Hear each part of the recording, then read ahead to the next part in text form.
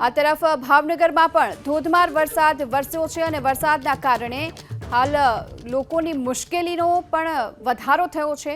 જળબંબાકારની સ્થિતિ જોવામાં આવી રહી છે। મહુવાનું સુંદરનગર વિસ્તાર કે જે અત્યારે બેટમાં ફેરવાઈ ચૂક્યું છે। ભાવનગરમાં ધોધમાર વરસાદના કારણે જળબંબાકાર છે। મહુવામાં 5 ઇંચ સુધીનો વરસાદ ખાબક્યો અને આ તરફ સુંદરનગર વિસ્તારના જે દ્રશ્યો સામે આવ્યા છે, લોકો ઘરોમાંથી પાણી ઉલેચતા જોવા મળ્યા છે। ઘૂંટણ સુધીના પાણી અહીં ભરાઈ ચૂક્યા છે અને તેના કારણે લોકોને ભારે હાલાકીનો સામનો કરવાનો વારો આવ્યો છે। બોટીઓ નદી બે કાંઠે વહેતી થતા બાર ગામને જોડતો એક રસ્તો પણ હાલ બંધ થઈ ચૂક્યો છે। તો સુંદરનગર વિસ્તારના આ દ્રશ્યો જ્યાં લોકોના ઘર સુધી આ પાણી પહોંચ્યા છે અને તેના કારણે વારંવાર મુશ્કેલીનો સામનો કરી રહ્યા છે લોકો। પ્રશાસન હવે યોગ્ય રીતે આ પાણી નિકાલની વ્યવસ્થા કરે એ પ્રકારની માંગ પણ કરી રહ્યા છે।